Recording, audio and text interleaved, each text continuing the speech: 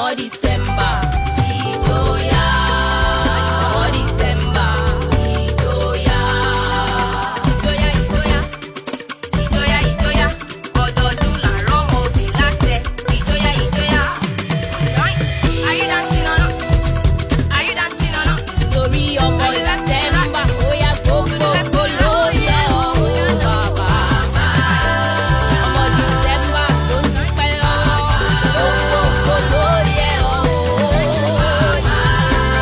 Àwọn ọmọ December ló mọ̀ pé wá àjọ̀dún ayọ̀ fún wọn. Ọmọ December àjọ̀dún ayọ̀ fún wọn. Àjọ̀dún ayọ̀ fún wọn lónìí.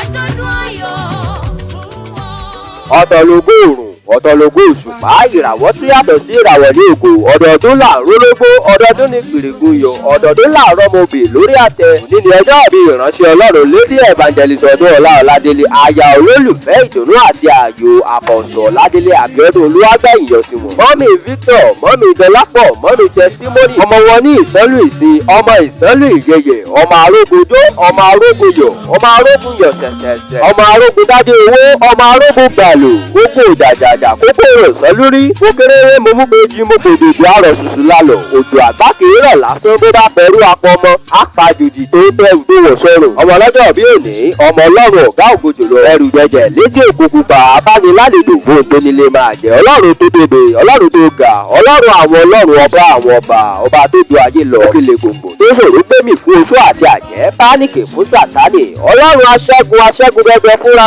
rẹ̀ ló ní ẹgbẹ́ orí yín sókè ẹ̀yin ẹnu ọ̀nà kí a sì jùmọ̀ gbé ẹ̀yin sókè ẹ̀yin lẹ̀kùn ayérayé nítorí ayọ̀ ọlọ́run ọ̀gá ògo lady evangelist Ọdúnọlá Ọládélé tó sọjọ́ ọ̀bí lónìí founder of Overcomer Glory Port Academy tó wà ní Mudomo Ilé-Ifẹ̀ Ajébámidélé mọ́mì ẹ ti sọjọ́ ọ̀bí yín lónìí ogun oṣù àtẹ̀pá ogun àjẹ́ àtẹ̀pá ìbànújẹ́ ò ní jẹ́ tìyín ọwọ́ tọ́gbẹ̀dẹ̀ bá gbé níṣẹ́ ló fi ń na ara rẹ̀ bẹ́ẹ̀ ni ọwọ́ ayé ò ní ká yín ọwọ́ ọ̀tá ò ní ká yín ẹ ó máa dàgbà sí nínú ọgbọ́n ìmọ̀ àti òye ọlọ́run bẹ́ẹ̀ ni ẹ̀ ní báráyé fọwọ́ tì í ẹ̀ nídìí ìyàwó àpọ́stélì àná ẹnikẹ́ni ò nígbà sẹ́yìn ṣe nínú ilé àti nínú ìjọ ọlọ́run nítorí ẹ̀yin gbọ́kànlé ọlọ́run ọba ẹ sì fi gbogbo ohun tó tọ́ fún ọlọ́run ẹ̀mí yín tó ṣàgòsí náà ni yóò jọba rẹ̀ bíbélì ni èmi yóò ṣàánú fẹ́ni tèmi yóò ṣàánú fún ní gbogbo ọ̀nà ẹ ó máa ráàánú gbà ní ìwọlé ìjáde yín bẹ́ẹ̀ ni ibi kan ò ní yín ṣe ọ̀fọ̀ ayé ò ní bà yín ojú ò ní tì yín ní gbogbo ọ̀nà. lady evangelist Ọdúnọlá Ọládélé ti sọdún eléyìí ẹ ó ṣèmí ìtọkọtọmọ nínú ayọ̀